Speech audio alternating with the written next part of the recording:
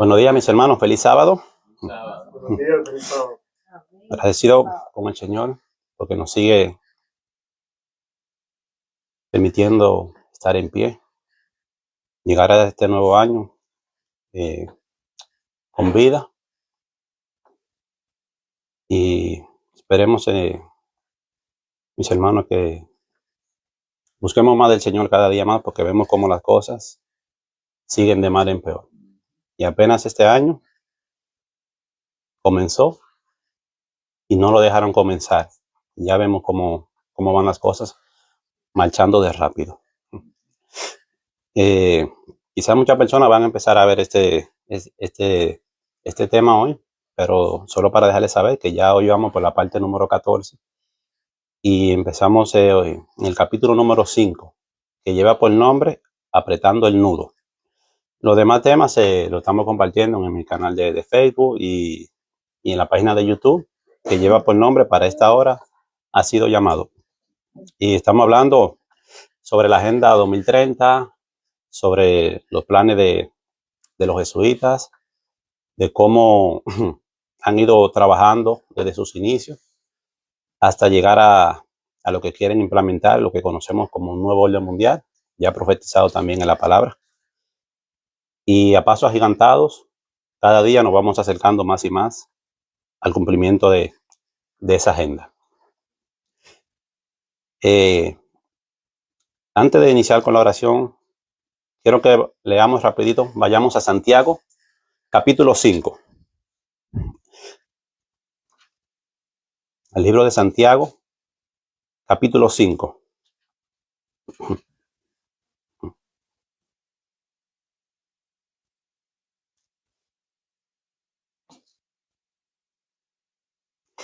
Nos dice la palabra en Santiago capítulo 5, versículo 1.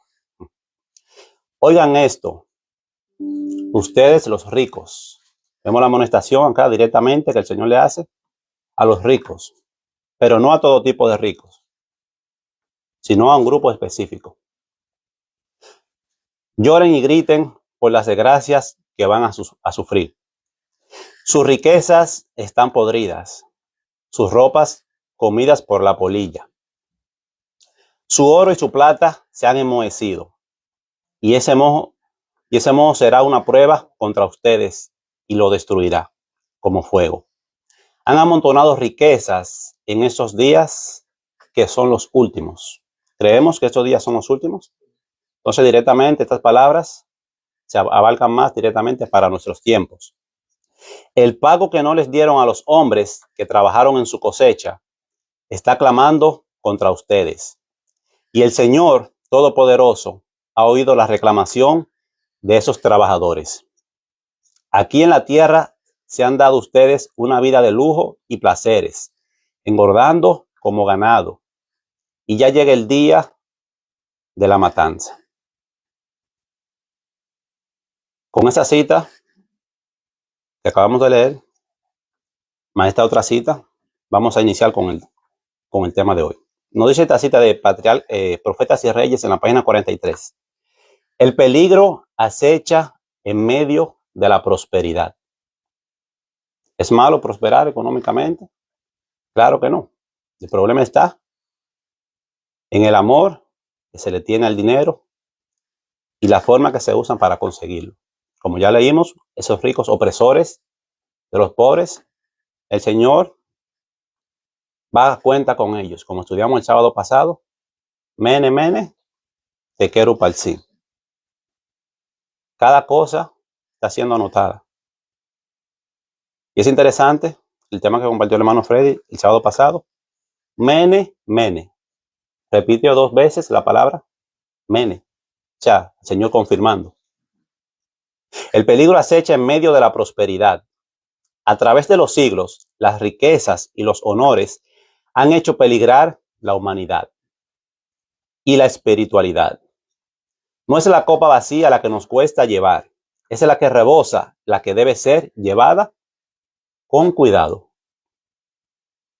La aflicción y la adversidad pueden ocasionar pesar, pero es la prosperidad la que resulta más peligrosa para la vida espiritual. a menos que el súbdito humano esté constantemente sometido a la voluntad de Dios, a menos que esté santificado por la verdad, la prosperidad despertará la inclinación natural a la presunción. O sea que vemos advertencia contra los ricos que oprimen al pobre, pero también vemos advertencia para nosotros como pueblo de Dios. Entonces quiero que vayamos en oración para que iniciemos con el estudio de este día. Eterno y amante Dios, su morada es en el lugar santísimo. Bendito y alabado sea su santo y bendito nombre. Padre amado, en este momento que vamos a estudiar, que vamos a mirar lo que su palabra nos dice, y más el estudio que estamos teniendo con este libro, pidiendo la dirección de su Santo Espíritu, Señor, que nos hable y que, como dice su palabra, cumplamos dando este mensaje a fuerte voz, porque en los tiempos que estamos viviendo, eso es lo que necesita, que este mensaje sea proclamado, Señor, a alta voz, porque estamos cada día más en peligro, Señor. Y el mundo, lo vemos, lo palpamos, cómo va a la deriva. Oh Padre amado, en sus manos me encomiendo a mis hermanos y a cada persona que va a escuchar el tema. Que sea su Santo Espíritu que le inquiete, que le motive a ver lo que vamos a presentar y que sigan abriendo los ojos a la realidad en la cual estamos viviendo hoy día. Que nada de lo que está aconteciendo, Señor, es por casualidad, sino como estamos estudiando, todo va marchando conforme a la agenda que ellos tienen programada.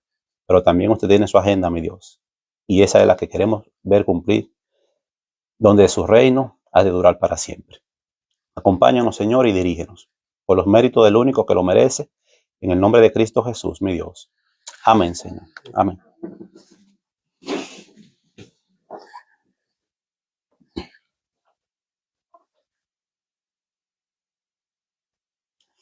Capítulo 5, apretando el nudo.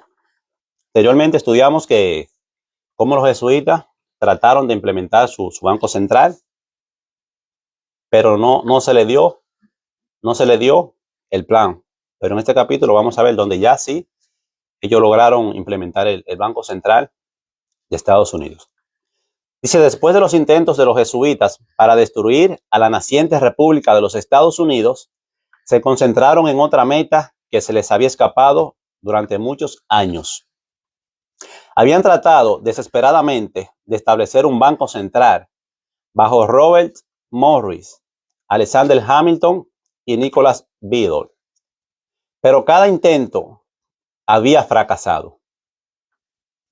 Durante la devastadora guerra civil, Augustus Vermont, un jesuita avariento y agente de Rothschild, que no se les olvide ese apellido, la gente Rothschild, la familia Rothschild, que vamos a ver algo muy interesante más adelante. Augusto Vermont, un jesuita avariento y agente de los Rothschild, trató de coercionar a Lincoln para que estableciera un banco central. Pero Lincoln comprendía los perjuicios que le causaría un banco central al país y rechazó la propuesta. Como hemos visto, uno de los métodos también que usan es el soborno con los políticos, pero vemos acá como Lincoln no se dio a sus planes. ¿Por qué? Porque se dio cuenta que le iba a perjudicar a la nación un banco central y más establecido por los jesuitas. Con un nuevo gusto y acercamiento, los jesuitas y los Rothschild trataron de nuevo. Se dieron cuenta, como lo había hecho Lenin, que el establecimiento de un banco central equivalía, escuchen mis hermanos, al 90% de esfuerzo por convertir a un país en comunista. Les repito, que el establecimiento de un banco central equivalía al 90% de esfuerzo por convertir a un país en comunista. Entonces ya vamos entendiendo por qué razón el Vaticano, a través de los jesuitas, controlan todos los bancos centrales de los países.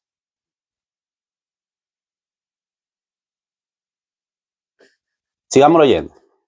A mediados de los años 1750, los Rothschild y los Schiff se mudaron a la misma residencia, una gran casa dúplex en Frankfurt, Alemania, donde sus familias vivían juntos.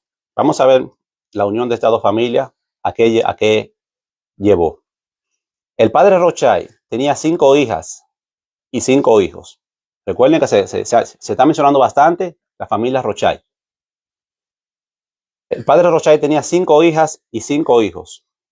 Se mudó de su antigua casa, el Haus sur Interfam, a una nueva, llamada Escudo Verde, cuando empezó a ganar más dinero. Escudo Verde era una residencia bifamiliar y la otra mitad estaba ocupada por la familia Schiff, quienes desempeñarían un papel más adelante como agentes de los Rothschild. Esta familia jugó un papel muy fundamental en el establecimiento del Banco Central. Nos sigue diciendo, alrededor de 100 años después que las dos familias vivieran juntas en Frankfurt, Alemania, nació Jacob Schiff. Él era un mago para las finanzas y desarrolló la sagacidad clandestina de los Rothschild. Entonces, este fue la gente que ellos usaron para hacer su obra maestra de infiltración, podemos llamarle. En el 1865, cuando la guerra civil, él, Jacob, era un joven de 18 años y salió de Alemania y llegó a los Estados Unidos. ¿Será que este joven llegó acá por casualidad? ¿Porque andaba en busca del sueño americano? Vamos a seguir viendo cuál fue el objetivo por el cual este joven fue enviado a esta nación. Y como ya leímos, era un maestro en el asunto de las finanzas.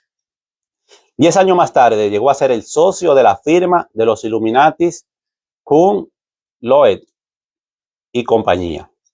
10 años después de eso llegó a ser su presidente. Vemos qué rápido este joven escaló. Fue desde aquí que Jacob estaba dirigiendo los asuntos de Rothschild y los Illuminatis desde este puesto de autoridad. Empezó a manejar el dinero. Y recordemos que el centro era, ¿qué es lo que ellos querían? Llegar a establecer un banco central. Jacob Schiff también estaba en la junta directiva del Central Trust Company, Western Union y Wells Fargo Company. Conocemos ese banco, ¿verdad? Ya sabemos quién era uno de los líderes que estaba a cargo de estos bancos. Entre la terminación de la guerra civil y el 1914, sus principales agentes en los Estados Unidos eran Kuhn, Loeb y compañía y JP Morgan compañía. Una breve historia sobre Kuhn, Loeb y compañía apareció en la revista Newsweek el 1 de febrero del 1936. Abraham Kuhn y Salomon Loeb eran comerciantes de bienes en general en Lafayette, Indiana, en 1850. Sabemos que estos dos hombres eran comerciantes. Nos dice, como siempre sucede en regiones recién establecidas, la mayoría de las transacciones eran a crédito. Y cuando tomamos la cosa a crédito, que siempre hemos dicho, ¿quién es esclavo de quién? El que toma prestado es esclavo del acreedor. Pronto se dieron cuenta que eran banqueros. En 1867 fundaron Kuhn, Loeb y compañía, banqueros en la ciudad de Nueva York, y aceptaron a un joven inmigrante alemán llamado Jacob Schiff. Vemos cómo este joven fue escalando rápidamente en los asuntos que tienen que ver con el dinero, con el banco, ya que ese fue el motivo por el cual él llegó a este país.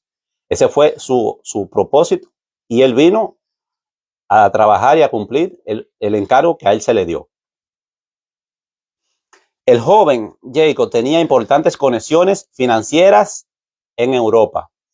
Después de 10 años, Jacob era el director de Kuhn, Loeb y compañía.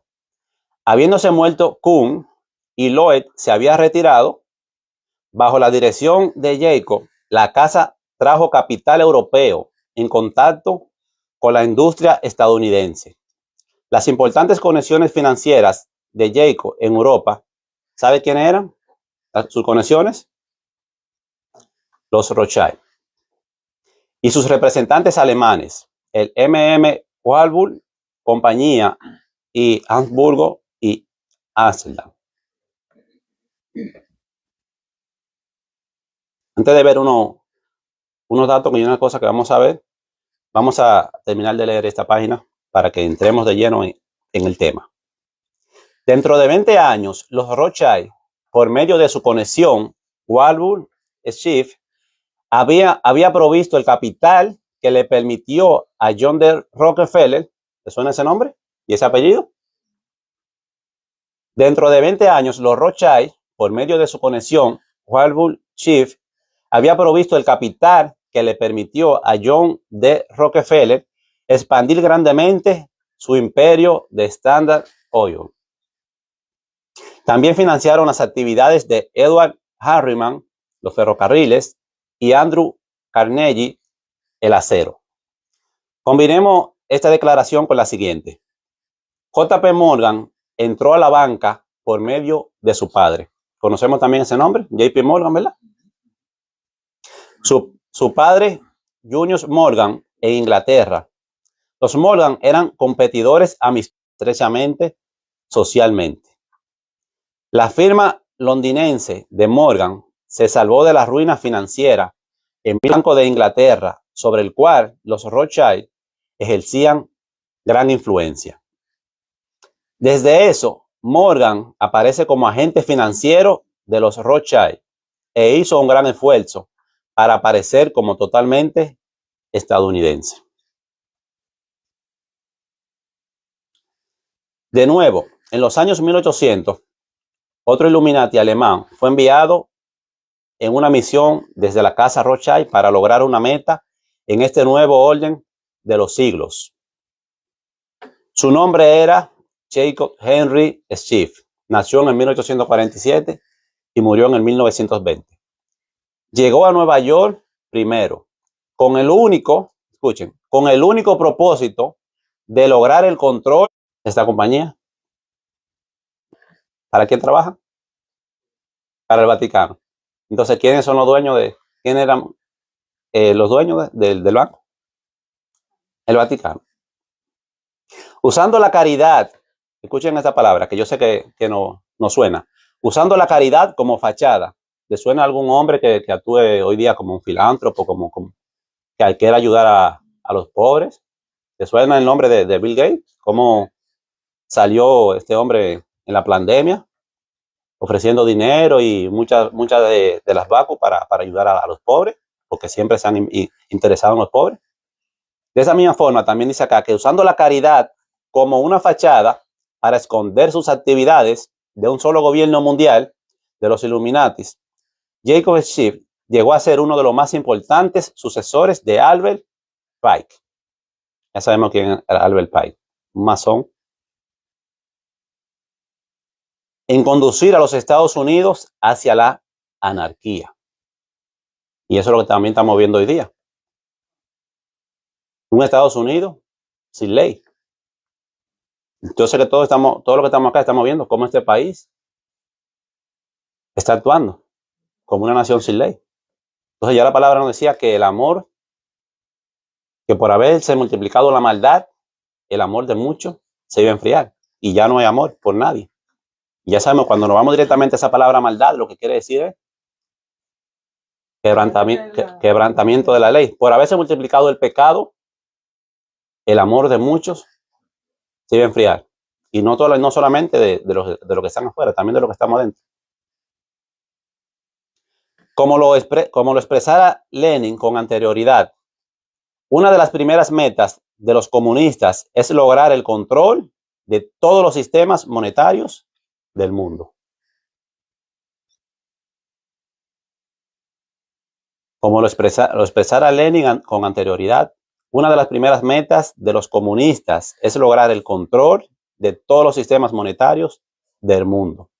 Y esta era la primera tarea de Jacob Schiff.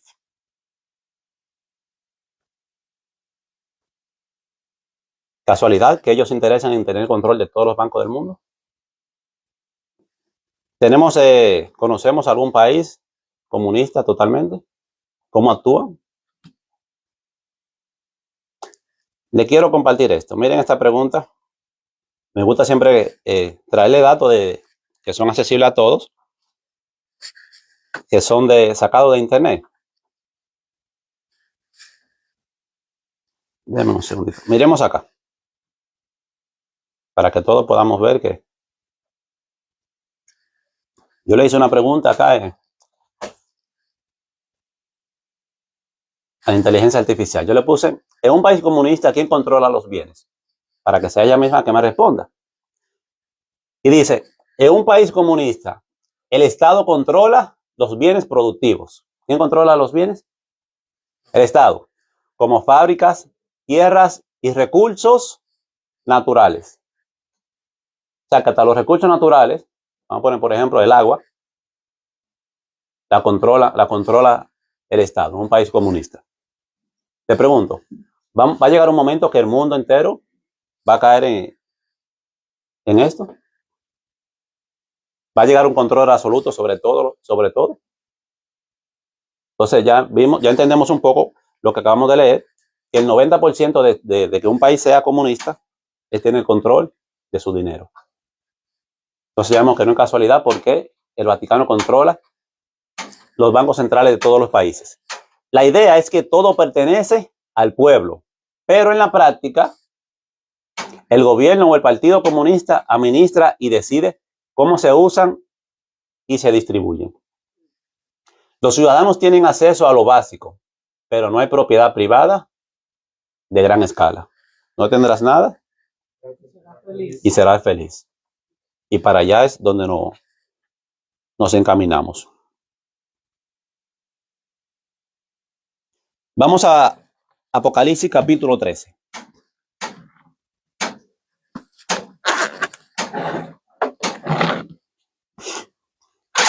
Para que entendamos a dónde es que todo esto nos va a llevar. Y ya hemos estudiado bastante este capítulo, solamente le vamos a dar una pequeña repasada, no vamos a entrar tan profundo en todos los detalles, pero sí vamos a leer un poco. Apocalipsis capítulo 13, vamos a leer en el versículo 11. Quiero empezar hablando de la segunda bestia. El contexto nos habla allí de dos bestias que iban a estar prácticamente al control del mundo. Nos dice el versículo 11. Después vi otra bestia, ya la primera bestia se nos menciona en los primeros versículos. Después vi otra bestia que subía de la tierra y tenía dos cuernos semejantes a los de un cordero, pero hablaba como dragón. Ya hemos estudiado a quién representa esa bestia que sube de la tierra, de un lugar despoblado, que representa esta nación que surgió con principios cristianos. Por eso la vemos que tiene dos cuernos semejantes a los de un cordero. Recordemos que el cordero representa a Cristo Jesús. Y recordemos que estos dos cuernos son símbolos del poder civil y poder religioso, unidos o separados. Separados, porque ya sabemos que esta nación fue fundada con esos principios protestantes, porque ya ellos sabían que cuando se une la iglesia y el Estado, lo que viene es una tiranía, opresión para el pueblo. Pero tengamos algo pendiente, que de estos dos cuernos vamos a ver dos cosas en detalle muy interesantes. Versículo 12. Y ejerce toda la autoridad de la primera bestia en presencia de ella. Le pregunto, si esta bestia ejerce toda la autoridad en presencia de la primera bestia, ¿a cuál de los dos cuernos está ejerciendo? ¿El cuerno que representa el poder civil o el cuerno que representa el poder religioso? Para ejercer toda autoridad está ejerciendo el cuerno que abarca el poder civil. Y ejerce toda autoridad de la primera bestia en presencia de ella. Por eso vemos cómo esta nación pudo hacer lo que hizo, como acabamos de ver con Venezuela. Porque tiene la autoridad, porque tienen el poder civil, porque son el policía del mundo. ¿Me entienden? Sigamos leyendo. Y ejerce toda la autoridad de la primera bestia en presencia de ella. Y hace que la tierra y los moradores de ella adoren a la primera bestia, cuya herida mortal fue sanada. Entonces vemos que usando su poder civil, ella va a obligar a que toda la tierra adore a la primera bestia.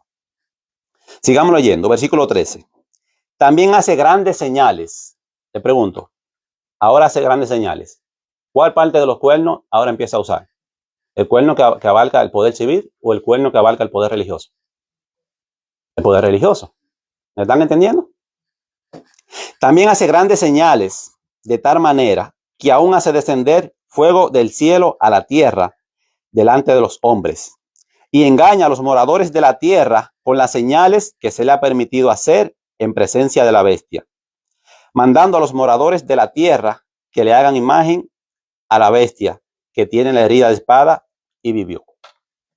Y recordemos, mis hermanos, que cuando pasó el Pentecostés, allí en el aposento alto, ¿qué descendió sobre los discípulos? Como lengua de fuego. Siempre relacionamos eso como el fuego, como un símbolo del derramamiento del Espíritu Santo, ¿verdad? Entonces vemos acá que este país, entre comillas, protestante, fundada con principios protestantes, iba a engañar a los moradores de la tierra, aún haciendo descender fuego del cielo a la tierra. ¿Nos recuerda eso? ¿Algún falso reavivamiento, algún falso Espíritu Santo que hemos visto anteriormente, hace poco?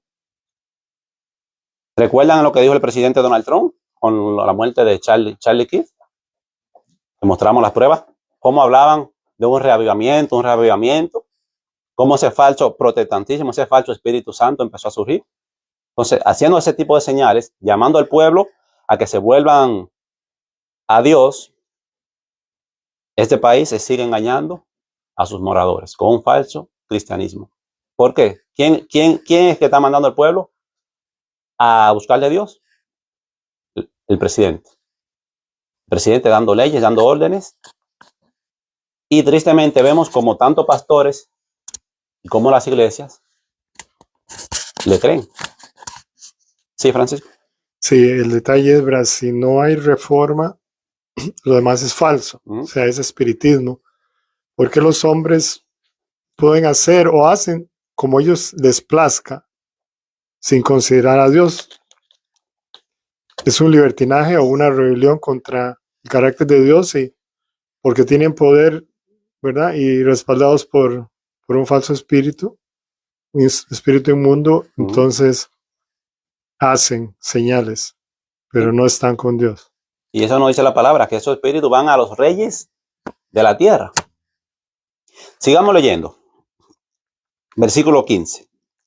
Y se le permitió infundir aliento a la imagen de la bestia, para que la imagen hablase e hiciese matar a todo aquel que no la adorase.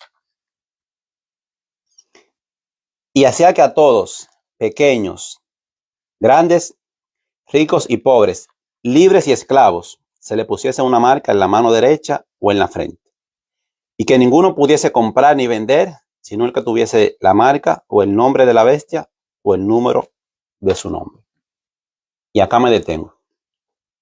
Vemos cómo esta nación hace que el mundo adore a la primera bestia. Recordemos que la primera bestia es una bestia que se viste de religiosa también. Por eso quiere la adoración. Vemos que la segunda bestia no busca la adoración para ella, sino que hace la imagen para que se adore a la primera bestia. Y el punto de comprar y vender, no me voy a ampliar mucho ahí, pero en pocas palabras, lo que estamos estudiando. Va a llegar un momento, ya lo estamos viendo, el mundo tiene que ser controlado. Su sistema tiene que ser controlado. Su sistema económico, que es la parte que estamos trabajando hoy. ¿Y quiénes son los que manejan el dinero? Siempre ya lo hemos repetido y lo estamos viendo acá. Los jesuitas. ¿Y realmente quién es el líder de los jesuitas? El Vaticano. Entonces, ¿qué es lo que la palabra nos dice acá? Que va a llegar un momento que se va a tener control absoluto de los bienes, del dinero. Para poderle coartar su libertad de que usted pueda comprar y vender si usted no se somete al sistema. Sí, muchas personas piensan que la marca de la bestia te van a poner un chi en la cabeza, te van a poner un chi en la mano. Si no te pone eso, no va a poder comprar ni vender. Y sí, eso en un cierto modo parecía ficción un tiempo atrás. Pero ya vemos cómo el ser humano, jugando a ser Dios, ya también se ha metido con eso. Pero mis hermanos, no se vayan lejos, que ese chi lo tenemos nosotros siempre en los bolsillos. ¿Con qué pagamos las cosas? ¿La tarjeta? marca en la frente o en la mano, si lo quiere ver directamente así. Es lo mismo que una tarjeta de crédito, una tarjeta de débito. Todo es control. Ese es el centro, es control. Entonces, vayamos al versículo 1, para que ahora sí hablamos un poquito de la primera bestia, para continuar con el estudio. Ahí mismo, el capítulo 13, versículo 1.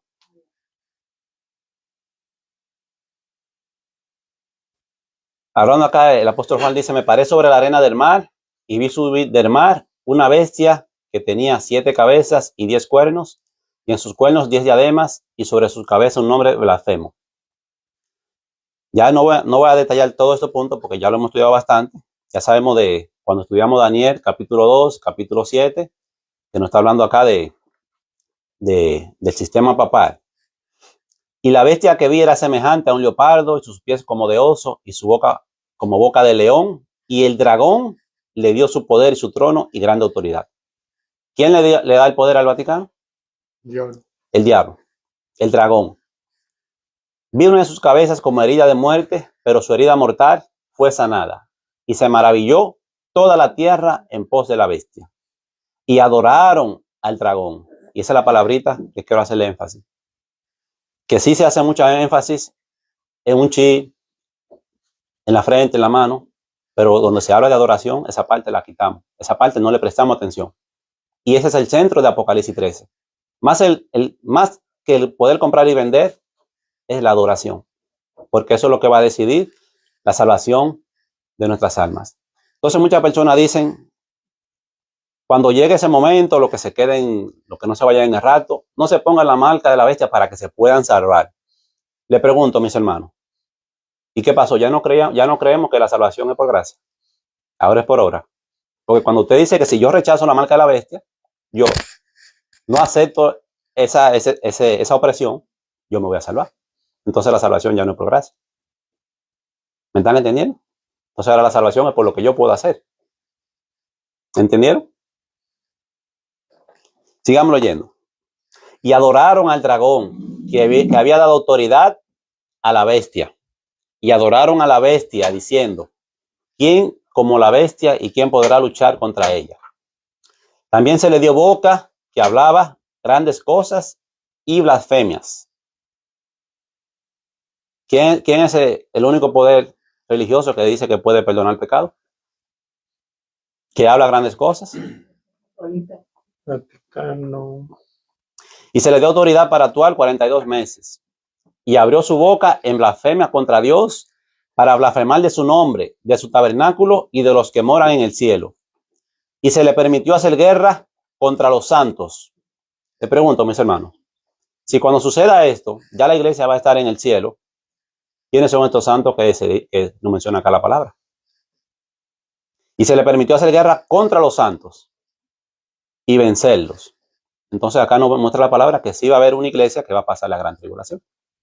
Pues acá nos dice la palabra que se le va a hacer guerra contra los santos y lo va a vencer, ¿o no? También se le dio autoridad sobre toda tribu, pueblo, lengua y nación. Y la adoraron todos los moradores de la tierra, cuyos nombres no estaban escritos en el libro de la vida, del Cordero, que fue inmolado desde el principio del mundo. Entonces vemos acá cómo esto que estamos estudiando acá, todo esto que estamos viendo del control de la finanza, ¿a dónde es que nos quieren llevar? A que esa imagen que se vivía en el pasado, esa opresión de que si tú no te sometes al sistema de lo que diga la iglesia, ya que la iglesia controlaba la religión y controlaba también el poder religioso, controlaba todo. Y eso es lo que este país está trabajando a través de sus agentes jesuitas para que el Vaticano tenga nuevamente todo el poder absoluto. Pero seguimos esperando un anticristo que viene en el futuro. Y el anticristo lo tenemos en los ojos hace tiempo. Lo que pasa es que como desconocemos todas estas cosas y no vemos los acontecimientos pasando delante de nuestros ojos, vamos a seguir esperando un anticristo del futuro. Pero el anticristo hace tiempo que está trabajando. Sigamos leyendo. Vuelvo a la lectura del libro. Vemos, por lo tanto, que los jesuitas Rothschild enviaron a Jacob Schiff a los Estados Unidos al final de la Guerra Civil para adquirir suficiente control sobre el sistema financiero estadounidense, para que le quedara imposible a Estados Unidos rechazar un banco central. Schiff usó dinero de los jesuitas Rothschild para financiar a J.P. Morgan, John D. Rockefeller, Edward Harriman y Andrew Carnegie. Por medio de las compañías propiedad de estos 4 individuos, escuchemos acá cuáles eran estas compañías: embarque, energía, transporte, ferrocarriles, importaciones, acero y petróleo. ¿Cuál era el fuerte de estos cuatro hombres que fueron financiados por los Rothschild? Propiedades, transporte, ferrocarril, importaciones, embarque, exportación, energía, petróleo. Y como ya leímos anteriormente, en un sistema comunista, el gobierno controla aún los recursos naturales. Te pregunto, ¿hemos escuchado algo últimamente sobre el petróleo? Venezuela. ¿Verdad? Vamos a ver, vamos a leer acá esta noticia. Yo sé que todos estamos al tanto de ella, pero vamos a leerla. El presidente de Estados Unidos, la segunda bestia, Donald Trump, aseguró este martes que el gobierno de Venezuela, ahora dirigido por la presidenta encargada, Delcy Rodríguez, está dispuesto a entregarle de 30 a 50 millones de barriles de petróleo que será vendido en el mercado estadounidense. ¿Están estas personas interesados en el petróleo?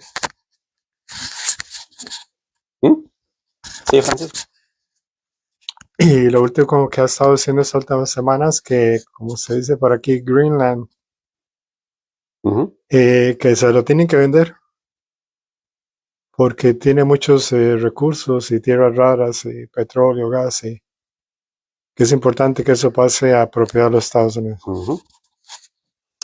Entonces yo no sé por qué cuesta entender que esta segunda bestia, que tiene que ser el policía del mundo, tiene que manifestar su poder, porque es el que va a hacer que toda la tierra se doblegue ante el sistema papal.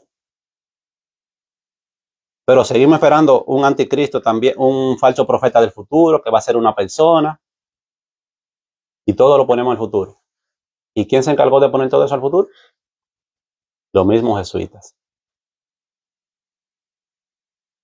Dice un dicho que no hay mejor escondite que esconderlo delante de tus ojos. Y el mundo cristiano va a seguir mirando hacia un futuro, esperando un rato, mientras las profecías se están cumpliendo cada día delante de sus ojos. Vamos a escuchar la misma noticia, pero con un poquito más de detalles. Arropado por su ministro de la Guerra, su secretario de Estado y por el máximo responsable de la operación, el presidente Trump ha comparecido durante casi una hora. Tenía claro qué quería decir. Lo primero, que no hay un ejército en el mundo capaz de hacer lo que hicieron ayer sus hombres y que supervisó en tiempo real. ¿Qué dijo? ¿Que no hay un ejército dónde? En el mundo. Entonces, por eso es que la primera bestia necesita ese poder civil de la segunda bestia. Si no hay un poder en el mundo que se le pueda hacer frente a Estados Unidos, ¿lo necesita, sí o no? Sigamos escuchando. Y desde esa posición de máximo poder ha lanzado varias advertencias. La primera, que han ido a Venezuela para quedarse. As we can do a safe, proper and judicious transition. Queremos hacer una transición segura, no queremos que nadie más entre ahí. Vamos a dirigir el país, ha avisado, y ha señalado al equipo que tiene detrás como los hombres que guiarán el cambio. Un cambio, por cierto, en el que no cuenta con Corina Machado. Es una mujer muy agradable, pero no tiene el respeto ni el apoyo del país, ha dicho. El segundo mensaje es que el petróleo importa y mucho. ¿Qué dijo que importa? Mis hermanos, le hago una pregunta. ¿Qué es lo más importante ahora mismo en Venezuela?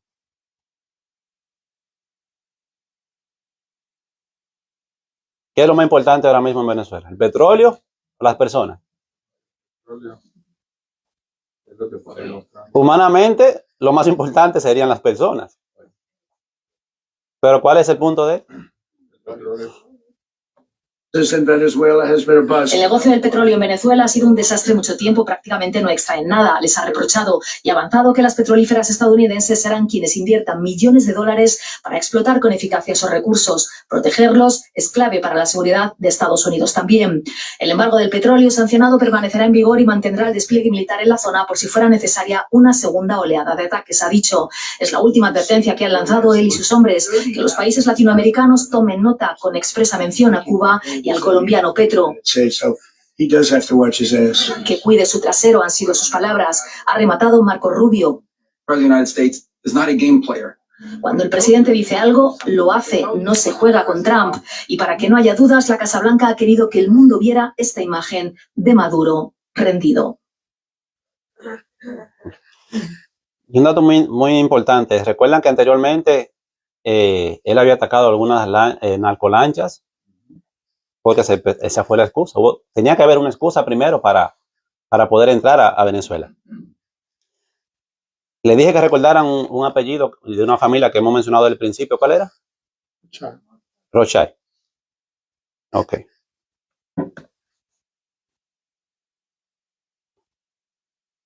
Miremos esto.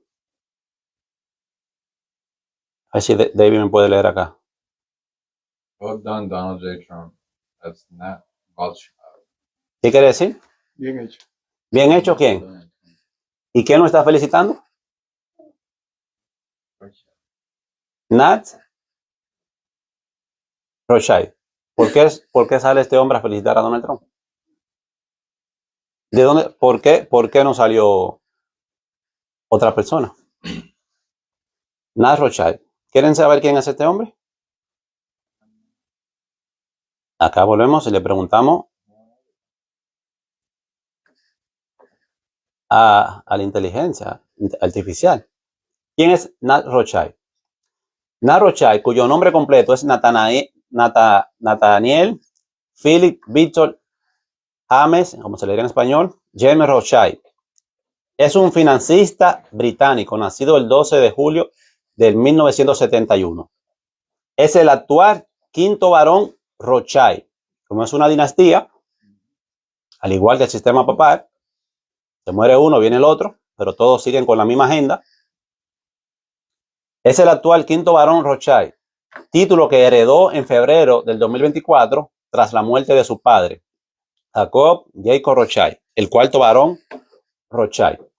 Proviene de la rama inglesa de la famosa familia Rothschild, conocida por su histórica influencia en la banca. ¿En dónde? ¿Por qué? ¿Cuál fue el motivo que enviaron a Jacob Schiff a este país? A manejar el dinero y establecer un banco central. Vemos como ellos no lo dicen todo abiertamente. Nada de lo que estamos mostrando acá es especulando ni nada por el estilo. Proviene de la rama inglesa de la famosa familia Rothschild, conocida por su histórica influencia en la banca y las finanzas internacionales. Reside en Suiza. Tiene nacionalidad canadiense y se dedica principalmente a inversiones en mercados emergentes, minería, casualidad también, metales y recursos naturales, casualidad también.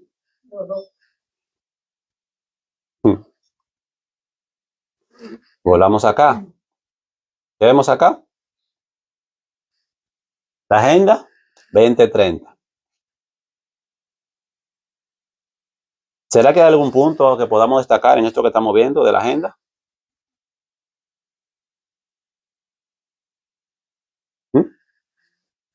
Se lo voy a mostrar acá directamente. El punto 16. Paz, justicia, instituciones sólidas. Te pregunto, mis hermanos, ¿será que la nación de Venezuela ahora mismo siente que hay paz y se hizo justicia? ¿Qué creen? ¿Se le quitaron a Maduro de ahí, sí o no? En cierto modo, ¿van a decir paz o no? Claro que sí, porque le quitaron. Ese es el punto, hermana María. Ese es el punto. Uno de los puntos de la agenda es que haya paz y justicia e instituciones sólidas. Como ya se está mencionando, Donald Trump ahora quiere ir a Cuba. Le pregunto, si sucede lo mismo con Cuba, ¿será que el país va a decir paz? ¿Se hizo justicia? ¿Sí o no? Claro que sí, mis hermanos, porque son países que están siendo oprimidos. Pero una falsa paz. Y ya todos sabemos también lo que dice la palabra de Dios, que cuando digan paz y seguridad, lo que va a venir. Entonces, vemos como todo va marchando conforme a la agenda, mis hermanos. Nada funciona por casualidad. ¿Por qué eso no pasó muchos años atrás? ¿Por qué justamente ahora?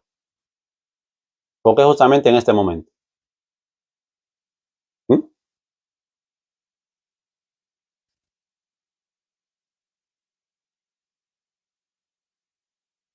Vamos allá a leer las últimas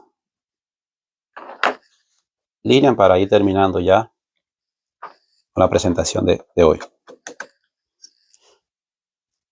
Nos sigue diciendo el libro, para decirlo menos, el poder financiero adquirido por Jacob Schiff para el 1900 era absolutamente astronómico. Debemos mantener en mente la declaración de F. Tupper Saucy, que nos dice, escuchemos lo que nos dice esta declaración de esta persona.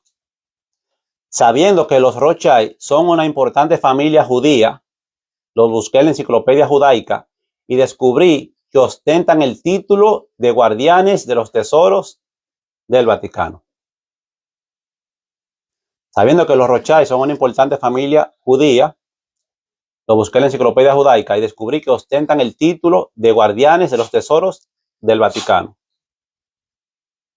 Entonces el Vaticano lo usa a ellos como testaferro, podríamos decir, para esconder realmente aquí quién es el que controla el dinero. El nombramiento de Rothschild le dio al Papa Negro absoluta privacidad y secreto financiero. Siempre hablamos del Papa que nos muestran, el Papa visible, pero no se nos habla de que hay un Papa Negro que actúa atrás de la cortina. La referencia de Saucy al Papa Negro es una referencia a los jesuitas. La cabeza de los jesuitas es el jesuita general, con frecuencia llamada el Papa Negro. Esa es la cabeza de los jesuitas, el Papa Negro.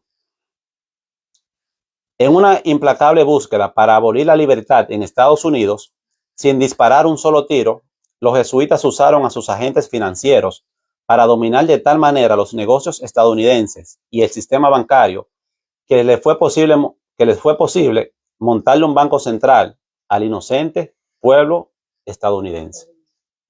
Esta vez el banco no fracasó, como vimos anteriormente, pero ahora sí se dio a cabo.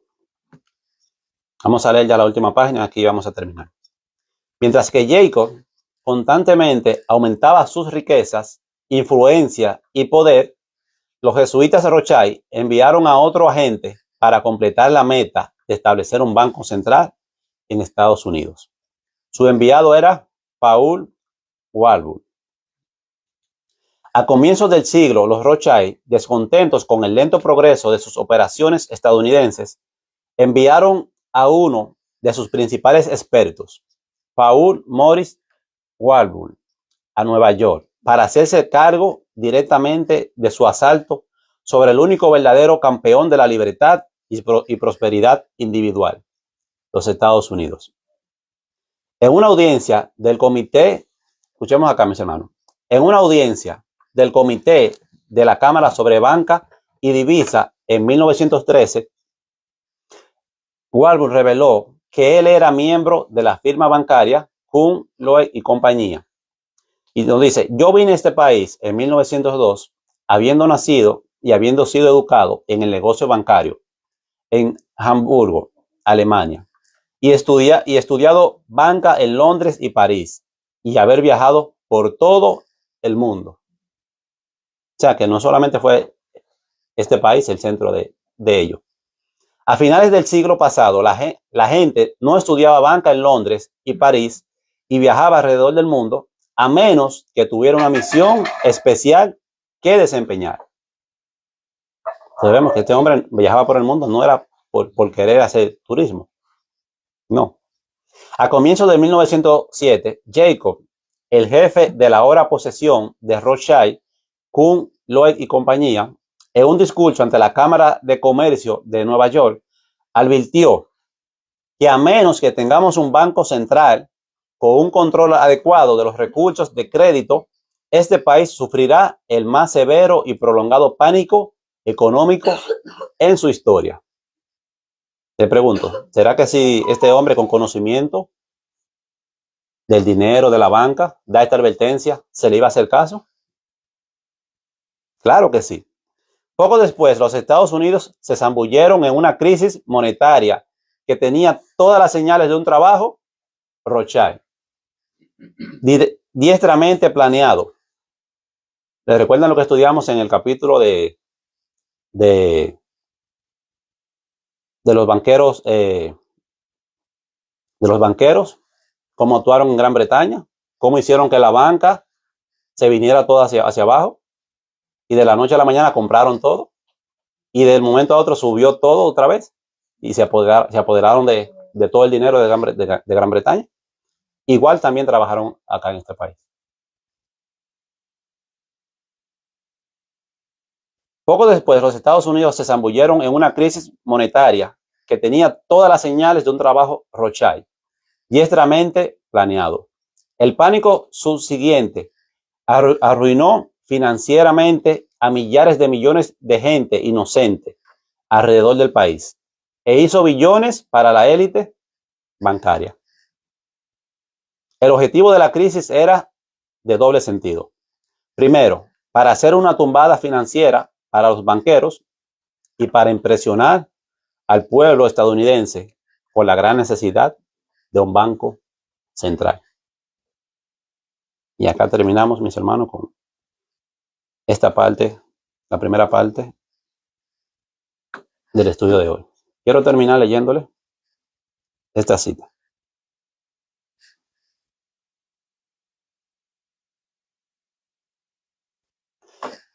El mundo se está volviendo más y más anárquico. ¿Lo creemos? ¿Lo estamos viendo? El mundo anda sin ley. Como decimos en Dominicana, andan como chivos sin ley. Pronto una gran angustia sobrecogerá a las naciones. Una angustia que no cesará hasta que Jesús venga. Estamos en víspera del tiempo de angustia y nos esperan dificultades apenas sospechadas. Nos hallamos en el mismo umbral de la crisis de los siglos. En rápida sucesión se seguirán unos a otros los castigos de Dios. Incendios e inundaciones, terremotos, guerras y derramamiento de sangre. ¿Lo estamos viendo o nos lo están contando? ¿O ya estamos viviendo en eso? Acá terminamos, mis hermanos, con esta parte. Espero en el Señor que nos haya servido y que no haya sido solamente un tema más, como cada sábado. Vamos a orar para terminar.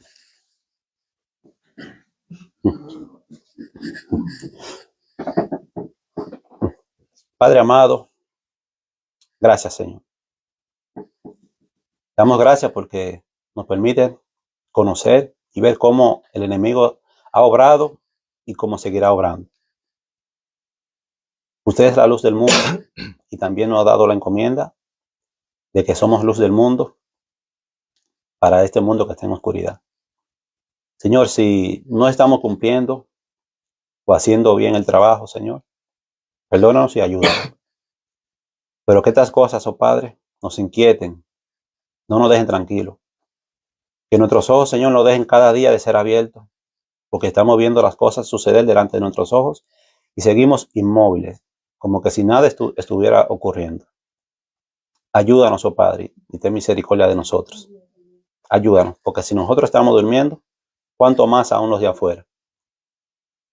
Ayúdanos, oh Padre, y quédate con nosotros. También te pongo a mi hermano Freddy, que va a tener el otro tema, para que siga siendo con él y sea con cada uno de nosotros que vamos a seguir escuchando su santa y divina palabra, mi Dios. Por amor a Jesús te lo pedimos. Amén, Señor. Amén.